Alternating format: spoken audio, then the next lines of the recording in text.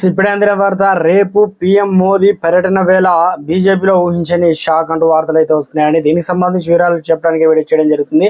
చాలా మంది వీడియోస్ ఉన్నారు కానీ సబ్స్క్రైబ్ చేసుకొని మర్చిపోతున్నారండి. దయచేసి ఛానల్ సబ్స్క్రైబ్ చేసుకొని బెల్ ఐకాన్ ఆల్ పైన ట్యాప్ చేయండి. ఇటువంటి ఇంపార్టెంట్ ఇన్ఫర్మేషన్ మిస్ అవ్వకుండా మీ ఫోన్ నోటిఫికేషన్ వస్తుందండి. చాలా మంది చూస్తున్నారు కానీ లైక్ చేయడం లేదండి. దయచేసి లైక్ చేయండి, ఇన్ఫర్మేషన్ అందరికీ కూడా తెలుస్తుంది.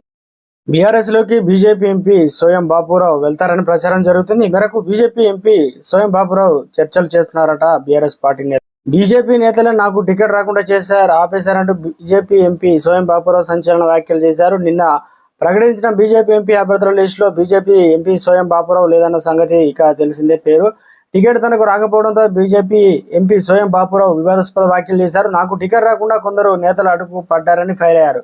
ఆదివాసీ బిడ్డ రెండోసారి గెలిస్తే ఎక్కడ కేంద్ర మంత్రి అవుతాడా అని భయంతో నాకు టికెట్ రాకుండా చేశారని బీజేపీ తెలంగాణ అగ్రనేతలు అంటూ ఆరోపణలు చేశారు. బీజేపీ ఎంపీ సోయం బాపురావు కొమ్మపై ఆధారపడడాన్ని కాదు, స్వతహాగా ఎగరగలను. రెండో జాబితాలో టికెట్ వస్తుందని భావిస్తున్నారు. రాకపోతే నా దారిని చూసుకుంటానని బీజేపీ ఎంపీ సోయం బాపురావు. దీంతో బీఆర్ఎస్ లో బీజేపీ ఎంపీ సోయం బాపురావు వెళ్తారని ప్రచారం అయితే జరుగుతుంది. రేపు ఆదిలాబాద్ కు ప్రధాని మోదీ రానున్నారు. ఈ తరుణంలోనే 15 జిల్లాలకు చెందినటువంటి 1600 మంది పోలీసులు బందోబస్తులు అయితే ఏర్పాటైతే చేశారు.